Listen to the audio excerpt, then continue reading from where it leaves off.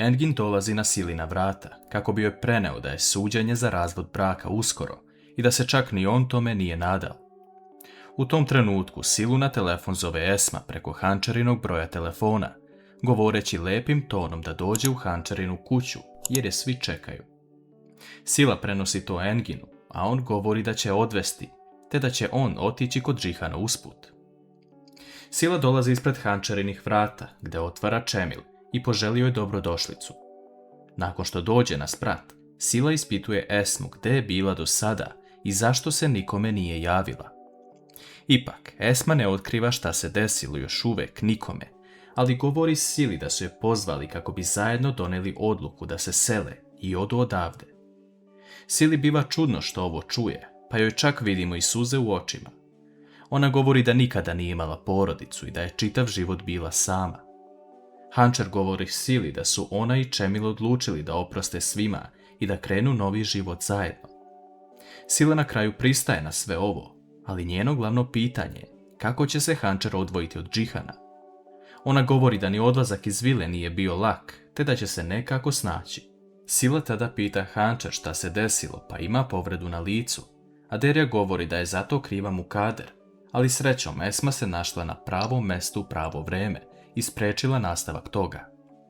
Sila im govori da Mukader neće stati na tome i sam ostanak u dvorištu gde ona predstavlja problem.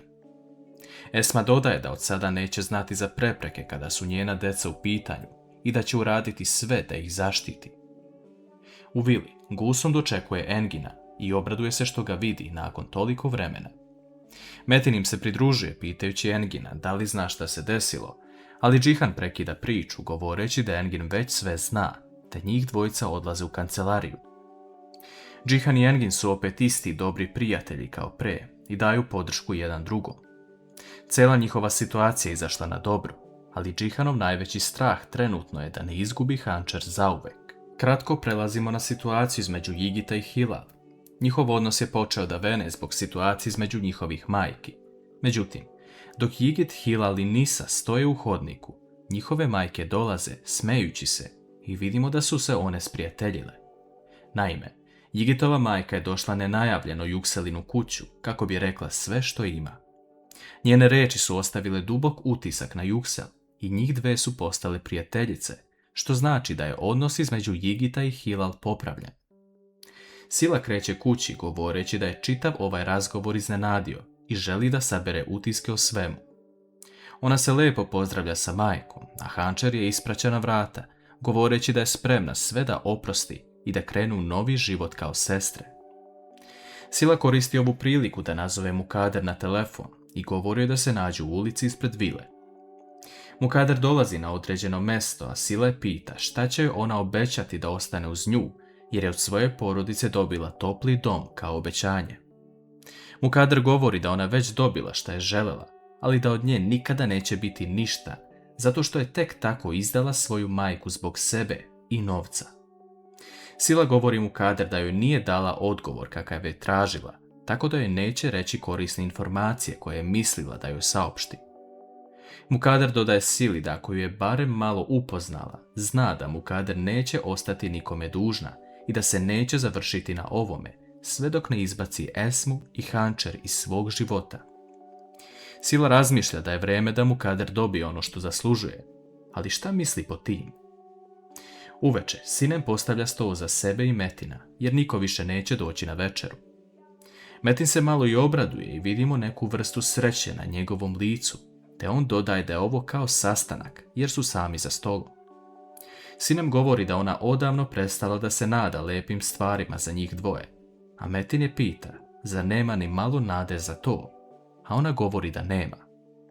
Sinem dodaje da je umorna od pokušavanja da veruje Metinu, te da je odlučila da se razvede. On je pita da li je pomislila da je on to već znao, ali da nije otkrivao svoje osjećanja. Sinem se iznenadi kada to čuje, a Metin ostavlja kašiku, okreće se prema Sinem i kaže da se možda i on umorio od svega. Da li će se Metin i Sinem zaista razvesti?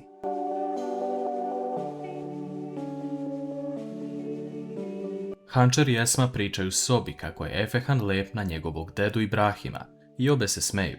Međutim, Esma govori Hančer da ne kvari odnose sa Džihanom zbog nje. Ako treba, neka on nastavi da misli da je Esma loša osoba, ali ona vidi koliko Džihan voli Hančer. Hančer govori da će popričati sa Džihanom ako želi da upozna Esmu kako treba, jer će tako znati da je dala sve od sebe kako bi njen brak uspeo. Čemil prekida trenutak govoreći da je iftar postavljen i da dođu da jedu. Emir pita Esmu kako da je zove, a ona se nasme govoreći kako želi. Emir tada govori bako i zagrli Esmu, a ona se veoma obraduje. Džihan leži na krevetu i u jednom trenutku ga zove Hančer. On se obraduje razmišljajući koliko je poželeo njen glas, a ona mu govori da će sutra doći u firmu da popričaju. Džihanu je i drago i žao zato što je Hančer zvučala ozbiljno, a on je pomislio da ga zove kako bi se pomirili. Noć teče veoma tužnim tokom. Dok Metin plače na stolici u dnevnom boravku jer je svestan da gubi sine, ona stoji iza njega i također pusti suzu, ali da niko ne vidi. Džihan pati za Hančer, dok i ona također još uvijek gaji veliku ljubav prema njemu, a Esma tuguje što je sve moralo ovako da se desi zbog nje. Sutradan ujutru Hančer se sprema kako bi otišla da popriča sa Džihanom, jer od ovog razgovora može značiti kakvu će budućnost njih dvoje imati. Esma govori Hančer da razume i Džihanovu stranu, jer je i on povređen u prošlosti. U vili vlada tiha atmosfera. Mine se pozdravlja sa sinem i Metinom pre nego što krene u školu, ali Mukader joj ne govori ništa, jer je zamišljena šta da uradi. Džihan dolazi u dnevni boravak govoreći ukućanima da danas ide da popriča sa Hančer u firmi, a Mukader tada ustaje govoreći mu da ne nasjeda na njene trikove, jer će iskoristiti njegovu dobrotu. Džihan govori majci da mu ne daje savete, jer zna šta treba da uradi. Džihan nestrpljivo čeka Hančer u kancelariji i govori Hilal da niko ne ulazi unutra i da ne spaja veze. Hančer dolazi u kancelariju, a on joj se odmah izvinjava za to što je Mukader uradila. Ovaj razgovor počinje mirno i vodi ka nečemu. Hančer čak nasloni glavu na Džihanovo rame, ali to ne traje dugo, jer situacija dobija drugačiji ton.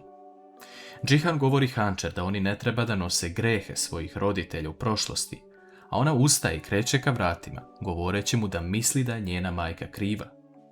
Džihan zaustavlja Hančer govoreći joj da je pogrešno razumela, ali ne mogu se vraćati toliko u prošlost i da upropaste svoje odnose zbog krivice njihovih roditelja.